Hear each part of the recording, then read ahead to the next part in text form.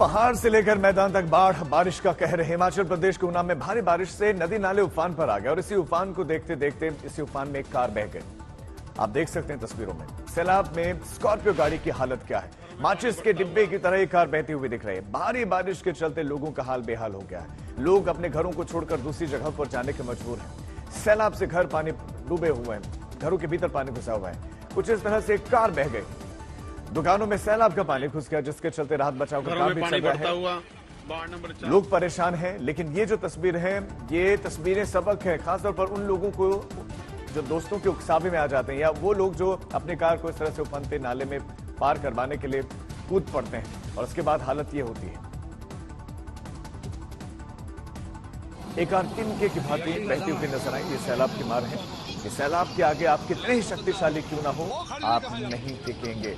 एक कार कुछ इसी तरह से बही।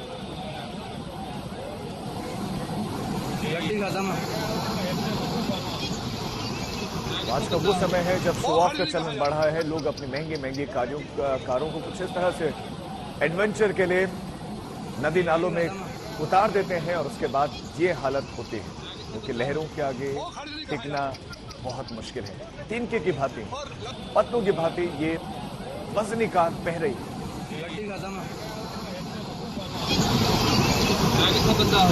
वो खड़ी नहीं कहा और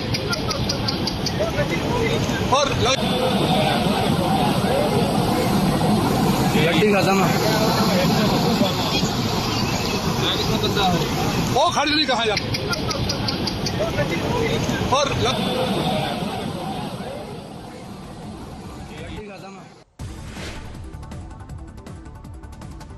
बारिश ने पूरा ऊना शहर ही डुबो दिया है। क्या सड़क, क्या घर, क्या दुकान, हर तरफ पानी ही पानी। सड़कों पर डूब डूब कर चलना पड़ रहा है। आधे डूबे हुए लोग, घर लबालब, दुकानों में पानी भरा, सारा सामान पानी में तैर रहा है। कारोबार ठप पड़ा हुआ है। बारिश के चलते लोगों की मुसीबतें कम नहीं हो रही।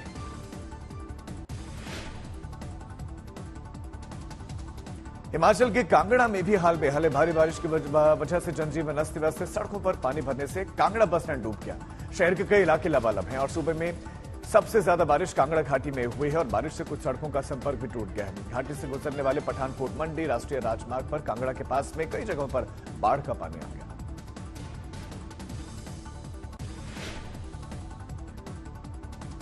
कुछ घंटों की बारिश से दरभंगा का हाल बेहाल नजर आया। शहर का सबसे बड़ा अस्पताल डीएमसीएच पानी में डूब गया। ऑपरेशन थिएटर से लेकर वार्ड तक दरिया में तब्दील हो गया। इमरजेंसी वार्ड का जो है, इसको अब एक्चुअल में इमरजेंसी की ही दरकार है, क्योंकि यहाँ मरीजों का हाल बेहाल है। डॉक्टर पानी में डूबकर इलाज कर रहे हैं। महंगे महंगे उपकरण है जिसमें बड़ा खर्चा किया गया है, वो पानी में डूबे हुए हैं, खराब हो रहे हैं। मरीज, तीमारदार, स्टाफ सब इसी तरह से पानी में मजबूर है काम करने को। ऐसा लगता है कि दरिया के ऊपर यह अस्पताल बना हुआ विशेष तरह का। वेनिस में आप जाते हैं, बिल्कुल उसी तरह के यहाँ अस्पतालों के भीतर की हालत है। सवाल यह है कि स्थिति से हम निकलेंगे कब बाहर। अस्पतालों में जब कब तक हम बुनियादी सुविधाएं दे पाएंगे कि कम से कम बारिश में पानी तो ना भरे। अब जो लोग आ रहे हैं रजिस्ट्रेशन करवाने के लिए, वो बिल्कुल इसी से दो चार होना पड़ रहा है। उससे भीतर की हालत है नहीं, बाहर की हालत देखिए। बाहर के हाल भी बिल्कुल इसी तरह के हैं। बहुत परेशानी में है, बहुत दर्द में है, तबीयत बहुत खराब है इस अस्पताल की। लेकिन सवाल यह है कि वो कौन सा डॉक्टर है जो इस अस्पताल का इलाज करेगा।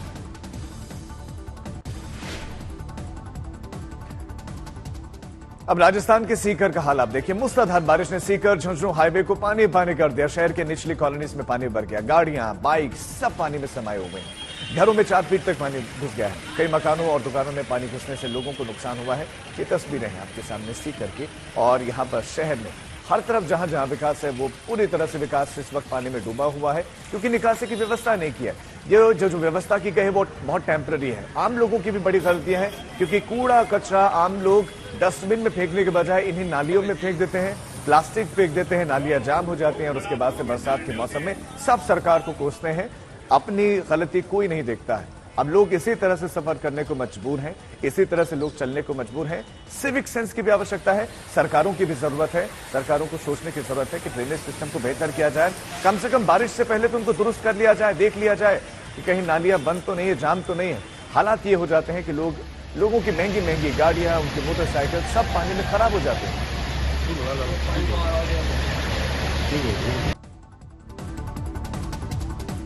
बारिश से सीकर लबालब है, सड़कों पर पानी है, कई सड़कें दरिया बन गए हैं तो वहीं सैलाब के साथ रास्ते बह गए हैं। उद्योग नगर इलाके में 4 दीवारी ढह गई, इसकी चपेट में कार आ गई, कार को बड़ा नुकसान पहुंचा।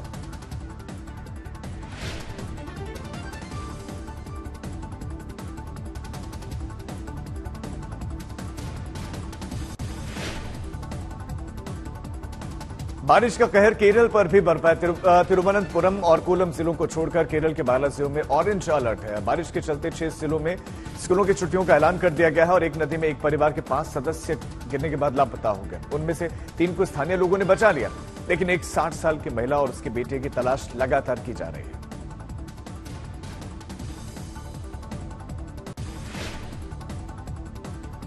पंजाब का संगरूर तो मानसून की पहली बारिश में ही झील में तब्दील हो गया। सड़कों पर कई फीट तक पानी भर गया है, लोग पानी में डूब डूब कर चल रहे हैं। कुछ तो ट्रैक्टर की ट्यूब को लेकर उसमें तैरते हुए दिख रहे हैं।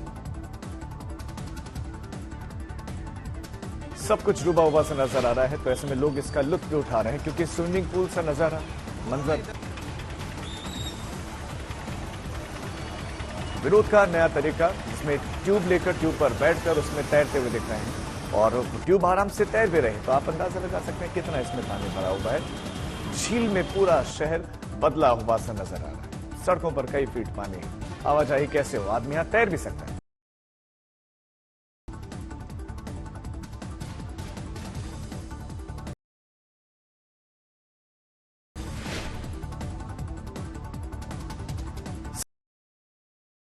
बारिश के चलते सिद्धपेट मां शाकंभरी देवी परिसर में अचानक पानी भर गया। श्रद्धालु पुलिस पता लगा रहे हैं कि कहीं कोई मंदिर में फंस तो नहीं गया।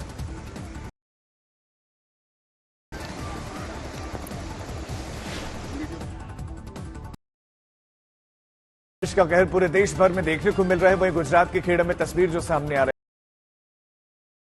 है, एक कार वहां फंस गई, जिसके चलते फायर ब्रिगेड की टीम को मौके पर गाड़ी को निकालने में मदद करते दिखाई दी रेस्क्यू टीम।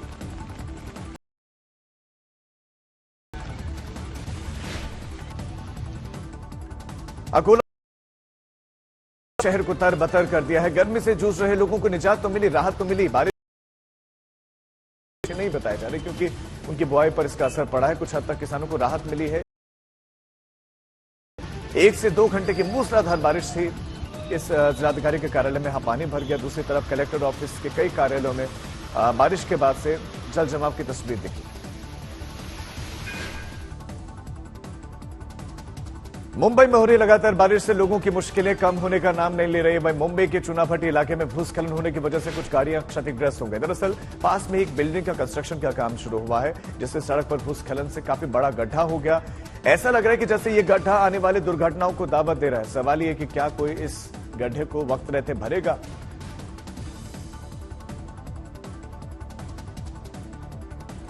बारिश के बाद से बिल्कुल यही हाल है। पास में ही कंस्ट्रक्शन का काम चल रहा है और दूसरी तरफ ये भूस्खलन आप देख सकते हैं कि उससे कितना बड़ा गड्ढा हो गया है, जो कि हादसों को निमंत्रण दे रहा है। लेकिन न किसी तरह का कोई साइन बोर्ड है, न किसी तरह से रूट को वहां पर डाइवर्ट किया है। सड़क खुली है, आवाजाही भी इसी मार्ग से हो रही है। एक कार को आप इसी गड्ढे में धंसते हुए देख सकते हैं, क्षतिग्रस्त होते हुए देख सकते हैं।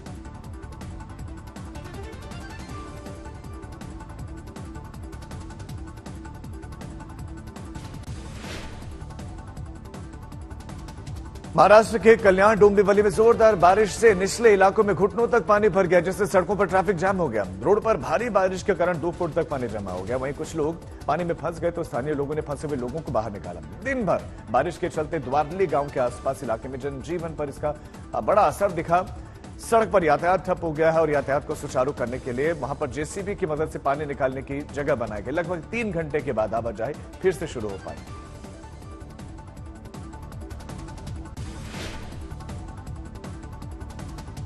दिल्ली में बारिश के चलते एक दीवार ढह गई। हादसे में स्कूली बच्चे बाल बाल बच गए। वहीं इस घटना में एक गाड़ी बुरी तरह से क्षतिग्रस्त हुई है, जिसका सीसीटीवी फुटेज सामने आया है। इसमें साफ दिख रहा है कि किस तरह से अचानक बाउंड्री वॉल गिरती है भर कर और कैसे सड़क पर जा रहे बच्चे सहम जाते हैं। फिलहाल इस पूरे मामले में इन्वेस्टिगेशन भी चल रही है। मामला है रनहोला इलाके के चंचल पार्क का।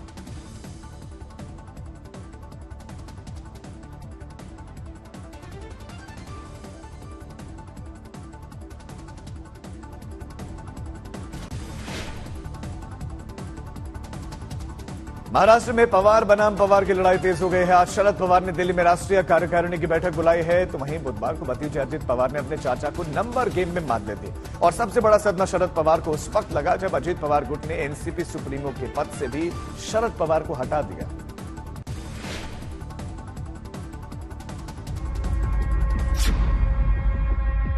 यशवंतराव चव्हाण प्रकरण चालू आहे इथे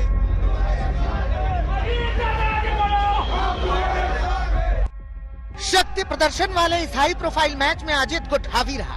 अजित पवार गुट ने एनसीपी के सर्वे सर्वा रहे शरद पवार को अपनी ही पार्टी के अध्यक्ष पद से हटा दिया और अब खुद अजित पवार पार्टी के राष्ट्रीय अध्यक्ष बन गए।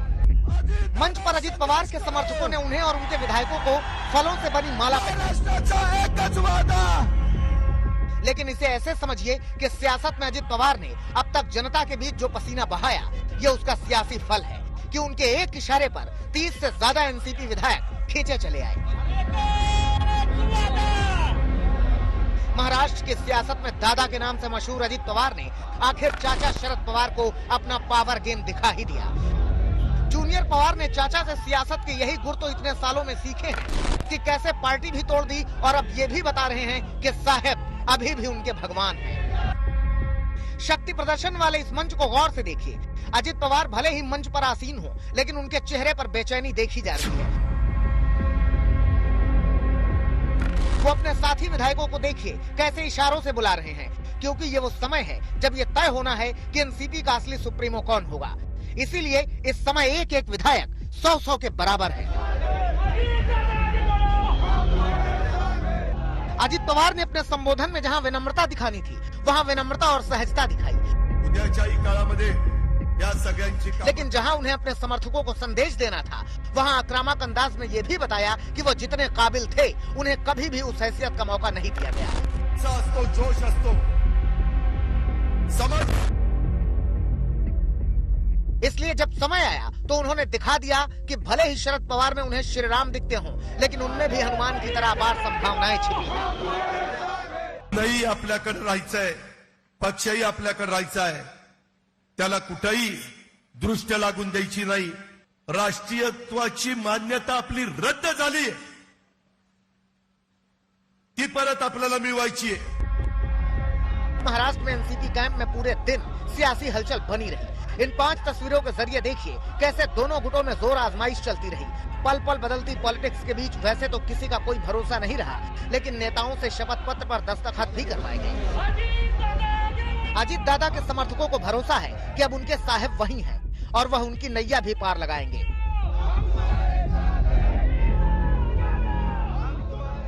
अजित पवार के समर्थकों की सियासी महत्वाकांक्षाएं कुलाचे मारने लगी हैं। अब अजित दादा के समर्थक उन्हें महाराष्ट्र के सीएम के तौर पर देखना चाहते हैं। 2024 से पहले अजित पवार के पावर गेम ने महाराष्ट्र की सियासत में उथल पुथल मचा दी है। अब देखना होगा कि पूरे गेम से फायदा बीजेपी को होगा या सिर्फ एनसीपी को। अंजना ओम कश्यप और विद्या के साथ साहिल जोशी, मुंबई, आज तक।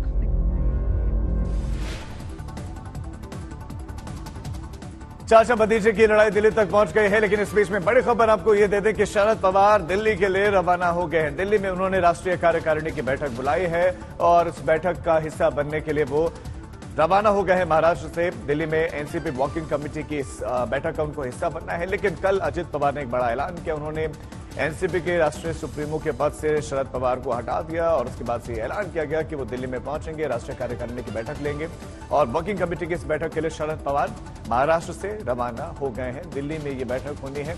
बहुत इंटरेस्टिंग रहेगा कि अजित पवार गुट की इस पर नजर रहेगी।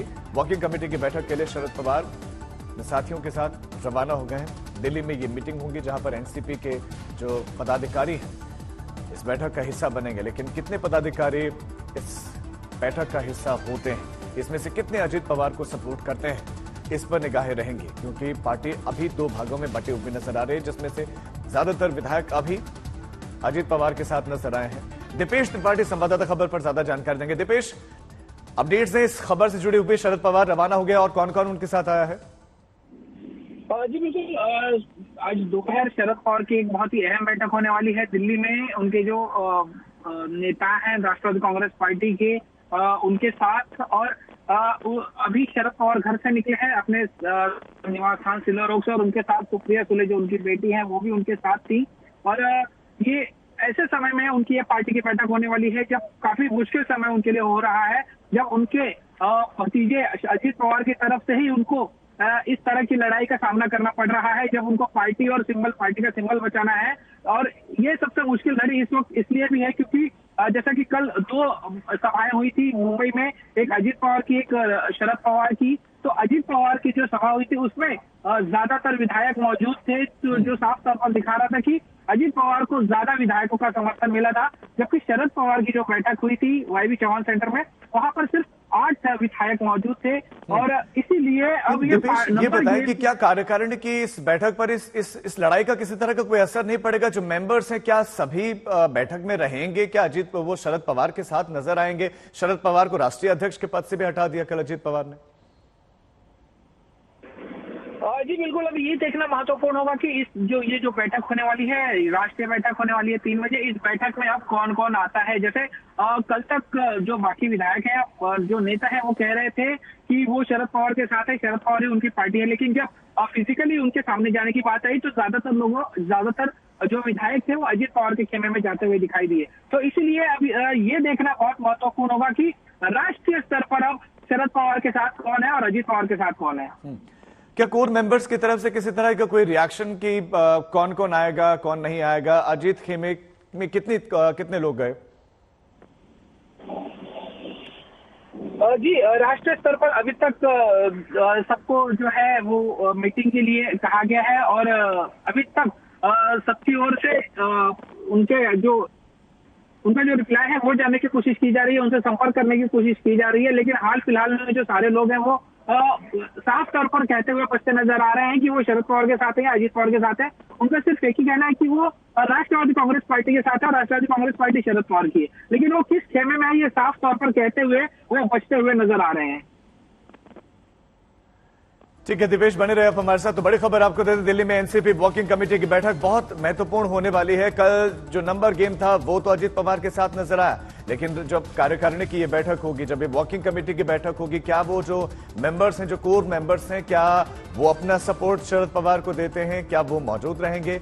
ये निर्णायक रहेगा, क्योंकि देश भर में एनसीपी के जो वर्किंग कमेटी के मेंबर्स हैं वो इसका हिस्सा बनेंगे। लगभग 3 बजे बताया जा रहा है कि ये मीटिंग दिल्ली में होगी, और इसी मीटिंग के लिए शरद पवार रवाना हो गए हैं महाराष्ट्र से दिल्ली के लिए।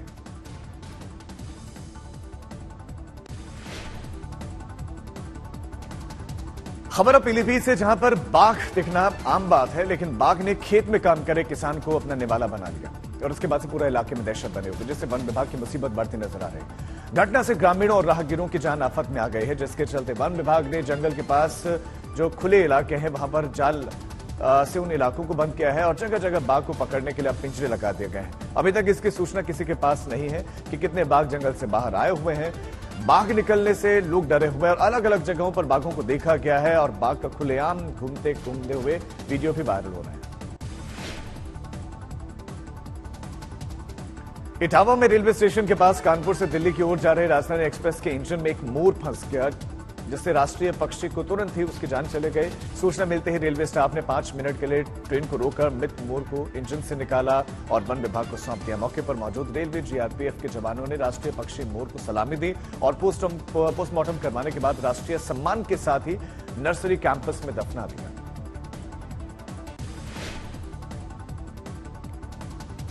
यूपी के बाराबंकी में मायके और ससुराल वालों के बीच में एसी कमरे को लेकर जमकर मारपीट हुई है, जिसका वीडियो सोशल मीडिया पर जमकर वायरल हो रहा है। दरअसल एक महिला की डिलीवरी के बाद एसी कमरा न लेने पर मायके पक्ष के लोगों ने ससुराल वालों को जमकर पीटा। फिलहाल पुलिस पूरे मामले की जांच में जुटी है।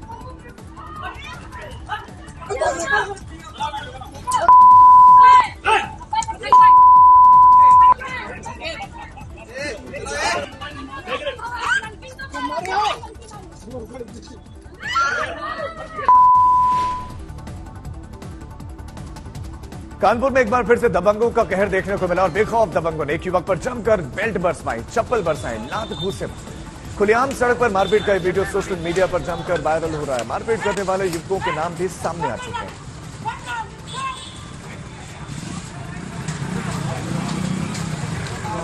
निकल लियो तुम अब निकल लियो।